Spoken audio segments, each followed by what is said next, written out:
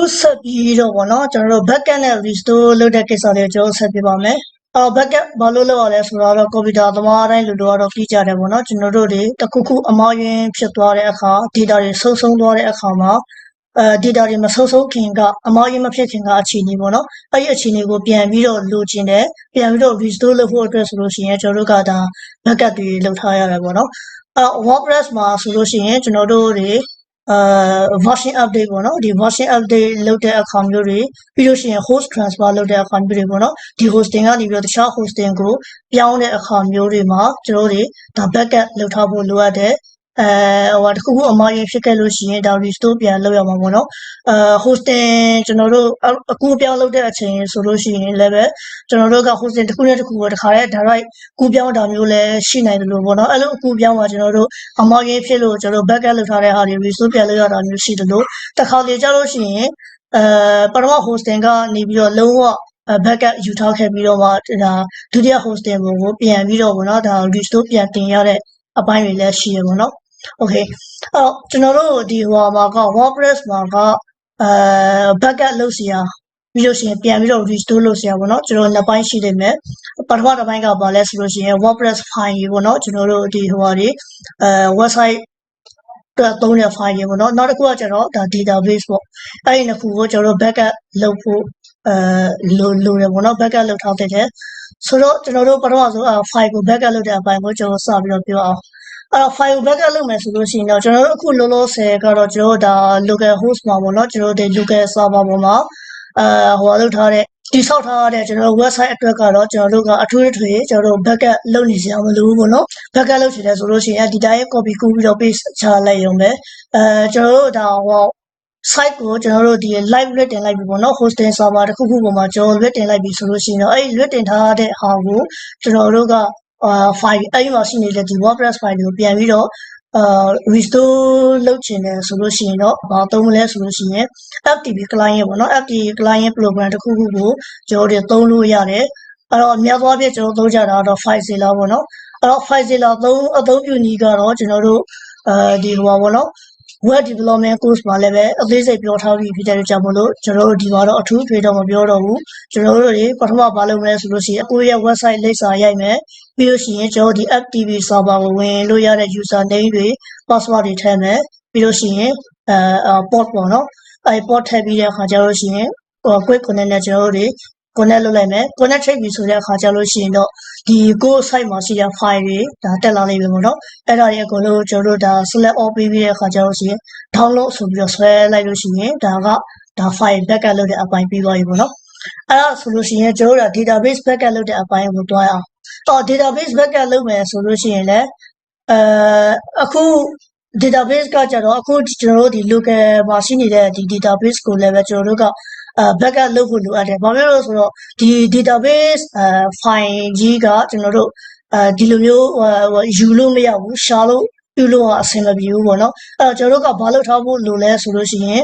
ဒီကျွန်တော်တို့ဒီဟိုပါပေါ့နော်ဒီ local host မှာကျွန်တော်တိဆောက်ထားတဲ့ database ပဲဖြစ်ဖြစ်ပေါ့နော်ကျွန်တော်တို့ဒီ hosting မှာရှိနေတဲ့ database ပဲဖြစ်ဖြစ်ကျွန်တော်တို့က backup လုပ်မယ်ဆိုလို့ရှိရင်အဲ့ဒါကိုဘာလုပ်ရလဲဆိုလို့ရှိရင်ကျွန်တော်တို့က export ထုတ်ရတယ်အဲ့လို export ထုတ်လိုက်လို့ရှိရင်ဒါဟိုပါပေါ့နော်ဒီscript ပေါ့နော်ဒီ SQL script အနေနဲ့ကျွန်တော် code အနေနဲ့ပဲကြာလာတာdatabase file ကြီးတစ်ခုလုံးကြာလာတာမဟုတ်ဘူးပေါ့နော်အဲ့ဒီကြာလာတဲ့ကျွန်တော်တို့ဒီ script file လေးကိုပဲကျွန်တော်တို့ကပြန်ပြီးတဲ့အခါကျတော့မှနောက်တစ်နေရာမှာပြန်ပြီးတော့ restore လုပ်တဲ့အခါကျလို့ရှိရင် database update ရှောက်ပြီးလို့ရှိရင် import ပြန်လုပ်ပေါ့နော်အဲ့လိုပုံစံမျိုးနဲ့ပဲကျွန်တော်တို့ backup restore လုပ်ရတာပေါ့နော်ဒီဟိုလိုမျိုး file လိုမျိုးဒီ file အတိုင်းကြီးကိုကျွန်တော်တို့ဒါဟိုdownload ဆွဲတာတွေ upload လုပ်တာတွေကျွန်တော်လုပ်လို့မရဘူးပေါ့နော် okay အဲ့ဒီအတွက်ကြောင့်မလို့ကျွန်တော်တို့ကဘာလုပ်မလဲဆိုလို့ရှိရင်အခုဟိုပါပေါ့နော် database ကို backup လုပ်တဲ့အပိုင်းတနည်းအားဖြင့် export လုပ်တဲ့ဟာလေးပေါ့နော်အဲ့ဒါလေးကိုကျွန်တော်တို့သွားပါမယ်အခုဒီမှာတော့ထုံးစံအတိုင်းပေါ့နော်ကျွန်တော်တို့ local host ထဲကိုသွားမယ်ပြီးလို့ရှိရင်ကျွန်တော် php my admin ထဲကိုဝင်မယ်ပေါ့နော်ကျွန်တော်တို့ဒီဟိုမှာဆိုလို့ရှိရင် hosting server ပေါ်ကဟာကိုကျွန်တော် backup လုပ်ချင်တယ်ဆိုလို့ရှိရင်ဒီတိုင်းပဲဒီ php my admin ထဲကိုဝင်ပေါ့နော်အဲဝင်ပြီးတဲ့အခါကျလို့ရှိရင်ကျွန်တော်တို့ဒါ login ပေါ့နော်ထုံးစံအတိုင်း user name password နဲ့ login ဝင်ပြီးတဲ့အခါကျလို့ရှိရင်ကျွန်တော်တို့ကဒီ WordPress အတွက်ကိုကျွန်တော်တို့ create လုပ်ခဲ့တဲ့ database ရှိမယ်ပေါ့နော်အခုဒီမှာဆိုလို့ရှိရင်ကျွန်တော် living dignity for the blind ဆိုပြီးတော့နာမည်ပေးထားတဲ့ database လေးပေါ့ Visit link living dignity for the blind. အဲ့ဒါကျွန်တော်ဝင်မယ် Visit. ပြီးလို့ရှိရင်အဲ့ဒီမှာ export ဆိုတာရှိရပေါ့နော် Find dialog. Type to E. Select E O R T. Look out of list navigation landmark list with 12 items visited. Link graphic export export. အဲ့ export ထဲဝင်မယ် X. Visit. export ထဲဝင်ပြီးတဲ့အခါကျလို့ရှိရင်ကျွန်တော်တို့က Clickable exporting tables from quote living dignity for the blind quote database heading level 3 export method colon. export method ကကျွန်တော်တို့နှစ်ခုရှိမယ် List with 2 items radio button check clickable quick dash display only the minimal options. အခုကျတော့ quick ပေါ့နော်ဒီအဲ့ဒီ method ကကျတော့ကျွန်တော်တို့ဒီဒါdefault ကရွေးပြီးသားဖြစ်တယ်ကျွန်တော်တို့ကဘာနဲ့သွားမလဲဆိုလို့ရှိရင် custom နဲ့သွားမယ် Radio button not check clickable custom dash display all possible options. နော်ကျွန်တော်တို့ quick နဲ့သာကျွန်တော်တို့ထုတ်လိုက်မယ်ဆိုလို့ရှိရင်ဒါ SQL file တစ်ခုပဲတက်လာလိမ့်မယ်ပေါ့နော်ဒါပေမဲ့တချို့ hosting တွေမှာကျတော့ကျွန်တော်တို့ဒီzip file နဲ့ပြန်ပြီးတော့ input လုပ်ဖို့လိုအပ်တာဖြစ်တဲ့အတွက်ကြောင့်မလို့ပေါ့နော်ကျွန်တော်တို့ဒါ zip နဲ့ထုတ်လို့ရဖို့အတွက်ကိုကျွန်တော်တို့ကဘာလုပ်မလဲဆိုလို့ရှိရင် custom ကိုကျွန်တော်တို့ရွေးလိုက်မယ် List custom dash display all possible options radio button check 2 of 2. ပြီးလို့ရှိရင်ကျွန်တော်ဘာလုပ်မလဲဆိုလို့ရှိရင်ကိုလိုချင်တဲ့ database table တွေပေါ့နော်အဲ database ထဲမှာရှိနေတဲ့ table တွေကိုကျွန်တော်တို့ရွေးလို့ရတယ် Table with 21 rows and 4 columns row 1. အခုကျွန်တော်ဒါ table အကုန်လုံးကိုယူမှာဖြစ်တဲ့အတွက်ကြောင့်မလို့ကျွန်တော် select all မှာ check ခဲ့မယ်ပေါ့နော် Column 2 tables. Column 3 structure. Column 2 column 1. Row 2. Tables column 2 select all. နောက် select all နေရာမှာ Structure column 3 checkbox checked. ကျွန်တော်အမှန်ချက်ထားလိုက်မယ် Edge of table checkbox checked. Struct table column 1. Edge of table blank. သူ့ default ကလည်းချက်ပြီးသားပဲပေါ့နော်အဲ့ဒီမှာကိုမလိုချင်တဲ့ table တွေကိုကျွန်တော်ခြံထားခဲလို့လည်းရတယ်ပေါ့နော်ကျွန်တော်ကတော့မခြံတော့ဘူးဒီအောက်မှာကျွန်တော်တို့ဒီကိုခြံခဲချင်တဲ့ဟာဆိုလို့ရှိရင်ကျွန်တော်အမှန်ချက်လေးဖြုတ်ခဲ့ရုံပဲပေါ့နော် Row 3 checkbox checked. Row 4 row 6 row 8 row edge of table checkbox checked.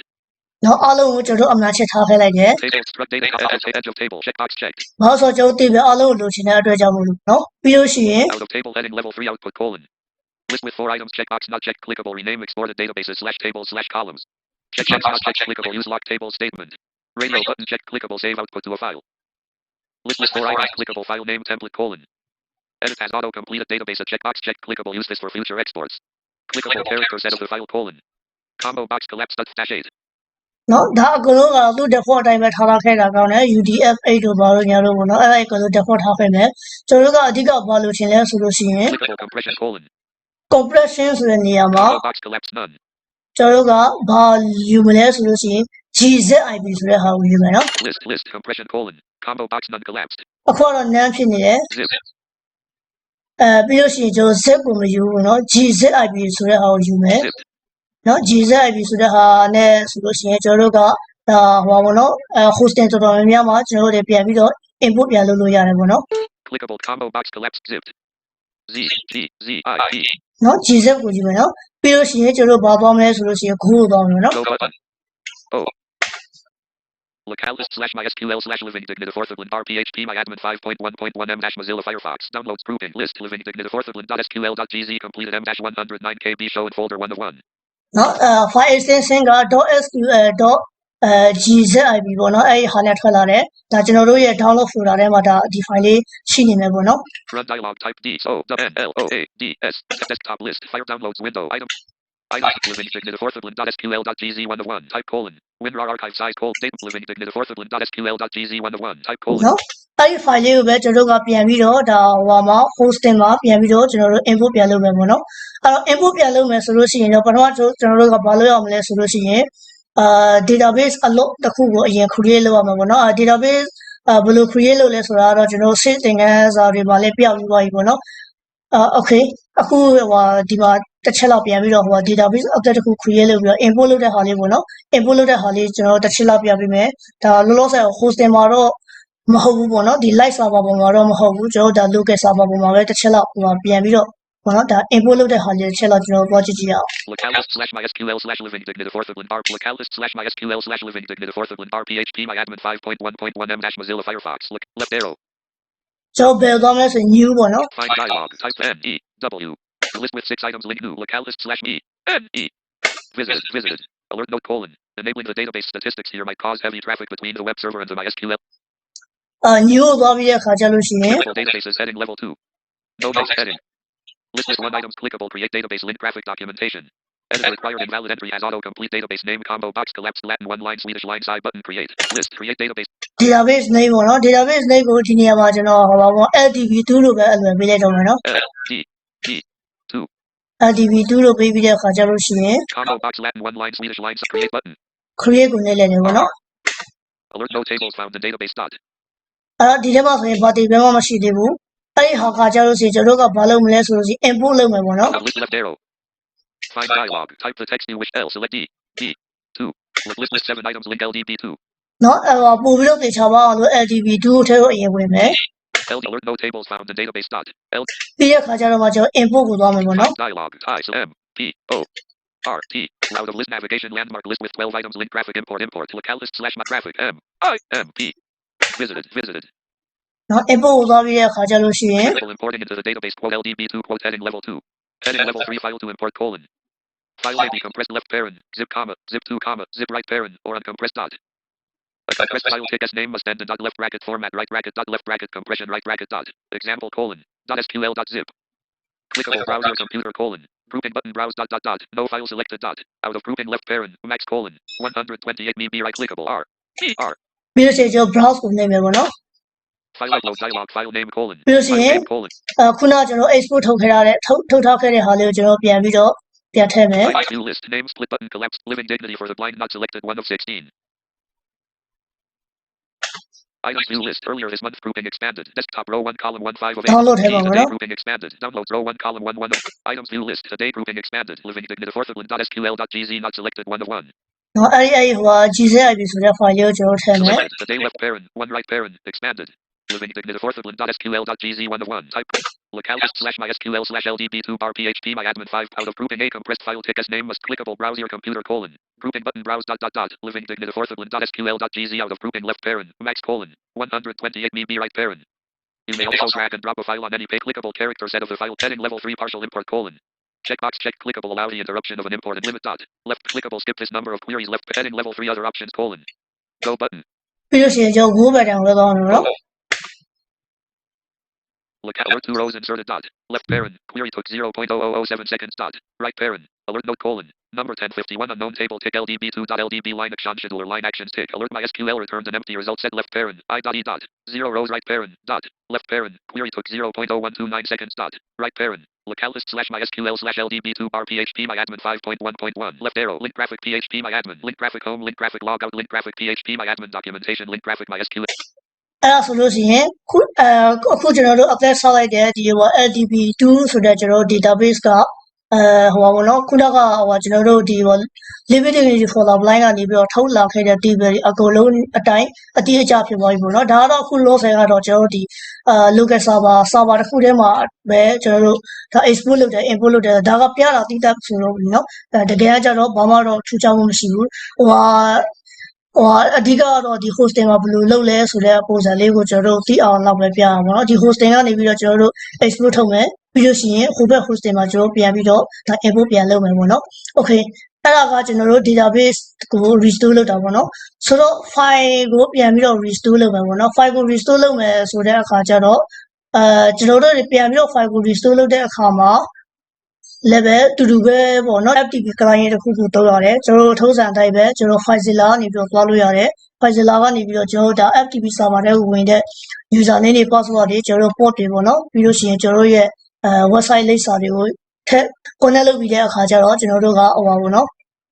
upload ပေါ့ဒါခုနဟာတဲ့ကြောင်းရဖြစ်သွားတာပေါ့เนาะခုနကကျွန်တော်တို့ backup လုပ်တာကတော့ download လုပ်တာအခုကတော့ upload ပြန်လုပ်တာပေါ့เนาะအဲ့လို upload ပြန်လုပ်တဲ့အခါမှာမလုပ်ခင်မှာကျွန်တော်တို့ကဘာလေးတစ်ချက်တော့တတိထားဖို့လိုလဲဆိုလို့ရှိရင်ကျွန်တော်တို့ update ပေါ့เนาะ update ဟိုပြန်ပြီးတော့ restore ပြန်လုပ်မဲ့နေရာမှာကကျွန်တော်တို့ database နာမည်ကတူနေလို့ရှိရင်တော့ပြဿနာမရှိဘူးပေါ့เนาะတခါကြလို့ရှိရင်မတူတဲ့အပိုင်းတွေရှိနိုင်တယ်အဲ့ဒီခါကြလို့ရှိရင်ကျွန်တော်တို့ကဒါဟိုပါပေါ့เนาะ error တွေပါဖြစ်နိုင်တယ်ပေါ့เนาะအဲ့ဒါကြောင့်မလို့ကျွန်တော်တို့က upload မလုပ်ခင်ကတည်းကဒီ